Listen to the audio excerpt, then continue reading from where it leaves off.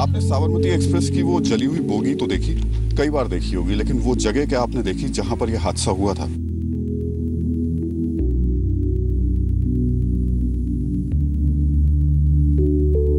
देर आए दुरुस्त आए, आप तो पहले आए, तो आपका शुक्रिया।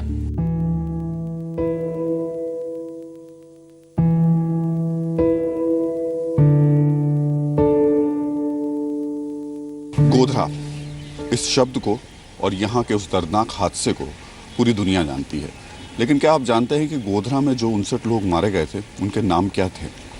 उनका जिक्र इस देश में या फिर दुनिया में क्यों नहीं किया जाता?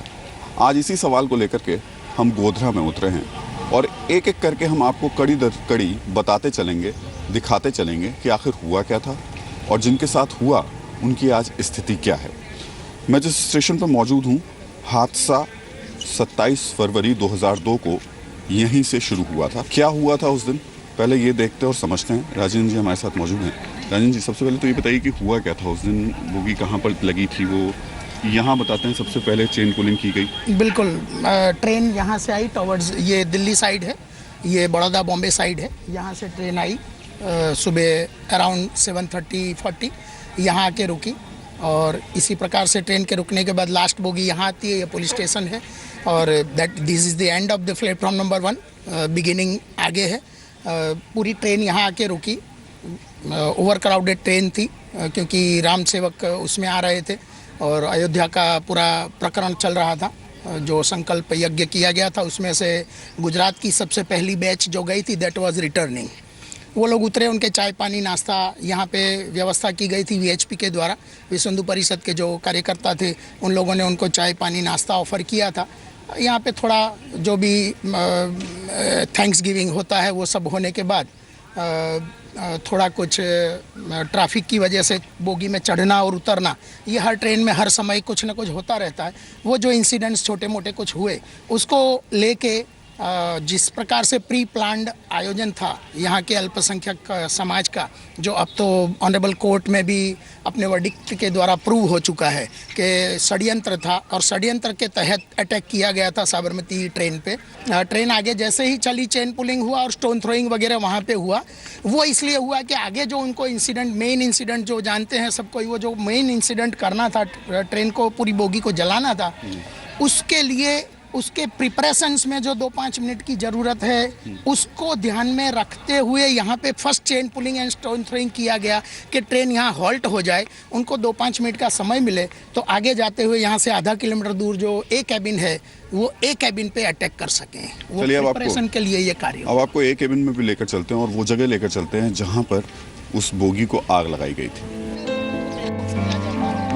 किसी ने क्या खूब लिखा है कि मत बांटो राजनीति की चाह में हमें, लहू एक, सांसें भी एक, राह भी एक, तुम भी इंसान बनो, साथ दो ना अंधेरा दो हमें, बस इतनी सी गुजारिश है, दिन का उजाला दो हमें। 14 साल यानी 5110 दिन, काफी लंबा वक्त होता है। हर बीतते दिन के साथ पुरानी बातें यादें बन जाती हैं, लेकिन कुछ यादें ऐसी भी होती हैं जो जिंदगी भर, हर दिन, हर घंटे, हर सेकंड चाबुक की चोट करती हैं।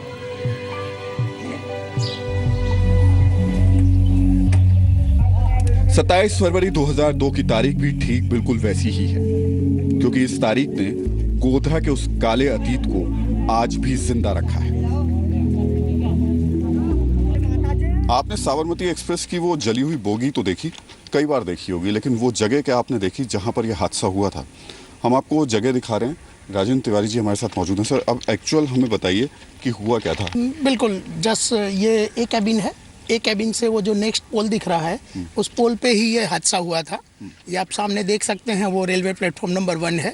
वहाँ से ट्रेन आई, फर्स्ट चेन पुलिंग वहाँ हुआ। मीन टाइम वो स्टोन थ्रोइंग और क्लियरेंस किया गया, उसमें 2-5 मिनट का जो समय मिला, उस समय में यहाँ से जैसे पूरी स्टोरी अब तो एवरीबडी नोज अमन गेस्ट हाउस में जो पेट्रोल स्टोर किया गया था, छोटे छोटे कारबा में पेट्रोल लेके आया गया और 2-5 हज़ार लोगों ने इकट्ठे होके और ये पूरी ट्रेन जो सेकंड चेन पुलिंग यहाँ हुआ था इसी जगह, मतलब यहाँ से चेन पुलिंग किया गया। अल्टीमेटली ट्रेन यहाँ आके रुक गई, जिसमें S6 ये फर्स्ट पोल पे आके रुक गई। अभी की स्थिति क्या है? अभी अगर हम इस जगह को देखें तो किस तरीके की स्थिति है यहाँ पे? अब तो बहुत हवा बदल चुकी है, माहौल बदल चुका है, माइंडसेट भी बदल चुके हैं। जहाँ तक अल्पसंख्यकों की बात है तो वो भी अब काफ़ी कुछ बदलाव उनके समाज में और उसमें आ चुका है। पढ़ाई लिखाई की तरफ भी आगे बढ़े हैं, धंधा व्यापार की तरफ भी आगे बढ़े हैं, इंडस्ट्रीज़ वगैरह भी बहुत अच्छी डेवलप हुई हैं और काफ़ी कुछ समाज में। अब इस इंसिडेंट के बाद मैं ये कह सकता हूँ कि जीवन का मंत्र या जीने की एक जो अलग ढंग से जीने की प्रथा जो होती है उसकी शुरुआत हुई है। चलिए, तो ये वो जगह हम आपको दिखा रहे हैं गोधरा में, केबिन ए ये था।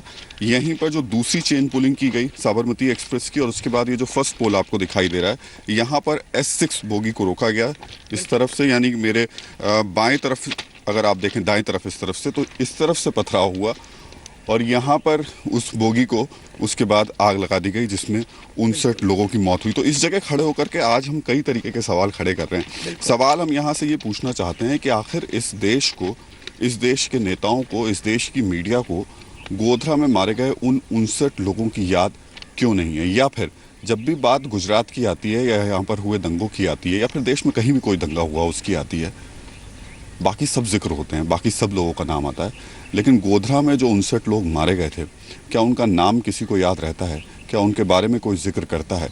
क्या उनके बारे में कोई कहना सुनना चाहता है? अगर नहीं चाहता है तो इसके पीछे की वजह क्या है?